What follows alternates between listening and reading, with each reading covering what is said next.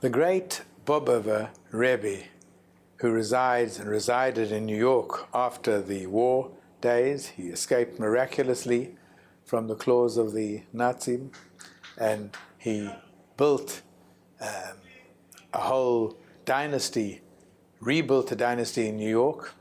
The great Bobover Rabbi was very often the sandak. The sandak is the person who's honored to hold the baby when the baby goes through Brit Milah, through circumcision. It's a very important role and a very prestigious thing to do. And this Rebbe made a point that he would be the sandak of all his disciples and students, and it was a great honor for people to have the Bobover Rebbe being their sandak. But as he grew much, much older and became weak and infirm, so he could no longer take these honors. But one day, deep into his old age, there was one circumcision that took place where the Rebbe insisted on being the sandak. And he told the story. They asked him, why, Rebbe, you're old and tired and sickly. Why do you want to be the sandak? And he said, this is a special case. And he told the following story. The story was about a young lady called Mrs. Rivki Zoberman.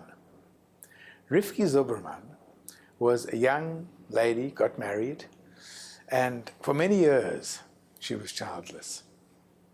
And she was advised that since where she saw all her friends having children, raising little families, and here she was in this empty house, waiting for the sounds of laughter and joy in the house, and there's no child.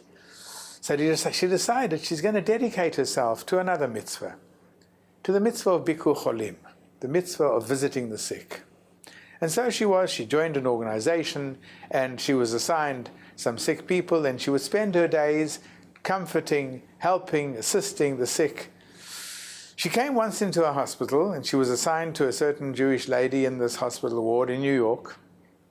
And she came in there, and she walked into this bare room. There was no flowers, and there was no pictures decorating, which was the case in many of the wards.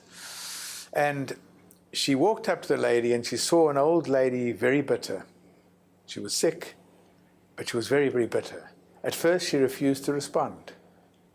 And Rivka decided, I'm going to try and see if I can help her. And she sat patiently next to her, and she spoke, and she prayed, and she said psalms, Tehillim, next to her bed. And the woman refused to respond. The woman refused to communicate. But Rivka didn't give up. She came every day, and she sat there, and she held her hand and spoke to this lady who wasn't responding to her. She was awake and she was alert, but she was bitter, and she refused to respond.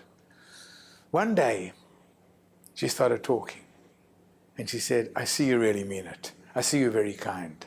I've had a very tough life. I've had a lot of pain and suffering in my life, and I am bitter, I'm angry, and I'm bitter. But I see you've restored my confidence in mankind. You're such a special person. And from that day on, it was an absolute pleasure. Rivka would arrive every day. She would sit with her. They would communicate. They would share. And she really had this lady blossom, and she came out of herself.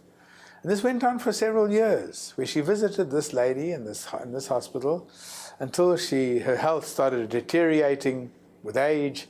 And one day she walked in and she said, Rivka, I feel my end is near, but I can't thank you enough. I see your plight. I see through the smile that you have that you've got a sadness because you have no children. I'm going to a better place. I'm going to the heavens. I'm going to beseech in the heavens. I'm going to beseech your case. I'm going to beg and plead, and I will not give up until you are granted a child. And she passed away the next day. Within a few days, Rivka fell pregnant. And she had a baby. And this baby, said the Bobover Rebbe, is the baby who I've been asked to be a sandak for. I feel it's a special case, because here was a woman who plied unconditional chesed, loving kindness upon a sad lady, restored her life to her, made her last few years on this world meaningful, and for this she was granted a child this is a special case, and therefore I want to be part of this great mitzvah. Everything we do in life is rewarded. No act of kindness goes unrewarded. Sometimes we see instant retribution.